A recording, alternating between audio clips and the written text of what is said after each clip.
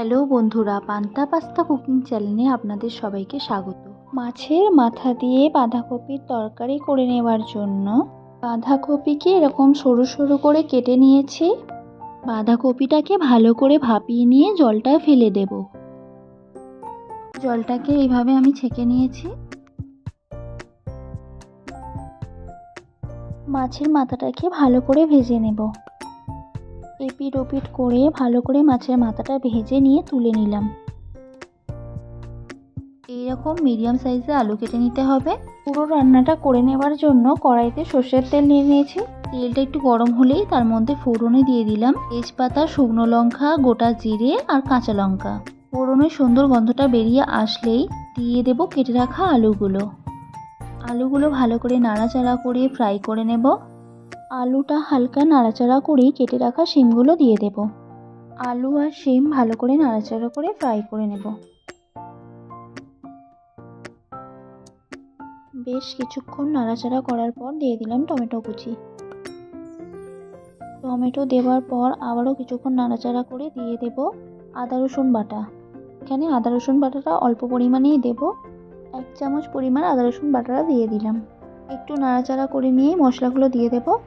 হলুদ গুঁড়ো দিলাম 2 চা চামচ, জিরে গুঁড়ো দিলাম 1/2 চা চামচ, লঙ্কার গুঁড়ো দিলাম 1 চা চামচ, ধনে গুঁড়ো দিলাম 1/2 চা চামচ পরিমাণ, কাশ্মীরি লঙ্কার গুঁড়ো দিলাম 1 চা চামচ পরিমাণ। ভালো করে নাড়াচাড়া করে নেব।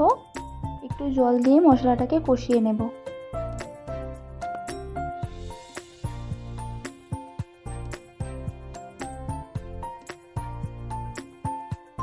বেশ কিছুক্ষণ নাড়াচাড়া করার পর মশলাটাকে এভাবে কষিয়ে নিয়েছি।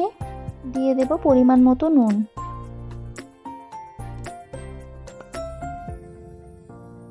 আবারও ভালো করে নাড়াচাড়া করে নুনটাকে মিশিয়ে নেব। এরপর দিয়ে দেব ভাপিয়ে রাখা বাঁধাকপিটা দিয়ে ভালো করে মশলার সাথে মিশিয়ে নেব।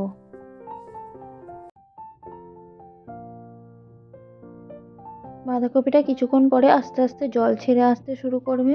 আবারও একটু ওলট পালট করে নাড়াচাড়া করে নেব। এরপর দিয়ে দেব পরিমাণ মতো জল। জলের পরিমাণটা বুঝে দিতে হবে। আলুগুলো যাতে ভালোভাবে সিদ্ধ হয়ে যায় সেইভাবে জল দিতে হবে। জল দেওয়া হয়ে যাওয়ার পর ভালো করে আবার একটু মিশিয়ে নিলাম। এবার ভেজে রাখা মাছের মাথাটা দিয়ে দেব। আমি মাছের মাথাগুলো ভেঙে দিয়েছি, আপনারা চাইলে গোটাও দিতে পারেন। আর ভালো করে নেড়ে চেড়ে মাছের মাথাগুলোকে ডুবিয়ে দেব। দিয়ে দেব একটা চেরা কাঁচা লঙ্কা। এইভাবে 5 থেকে 7 মিনিট কুক করে নেব।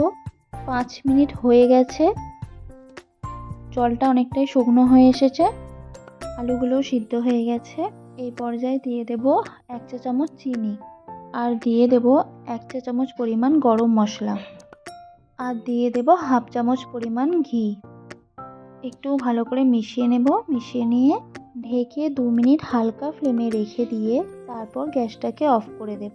তাহলেই রেডি হয়ে যাবে মাছের মাথা দিয়ে বাঁধাকপির তরকারি। রান্নাটি ভালো লাগলে লাইক, কমেন্ট, শেয়ার করবেন। এই রকম আরও রান্নার ভিডিও পেতে চ্যানেলটিকে সাবস্ক্রাইব করে রাখবেন। রান্নাটি যতটা দেখতে ভালো ততটাই খেতেও ভালো।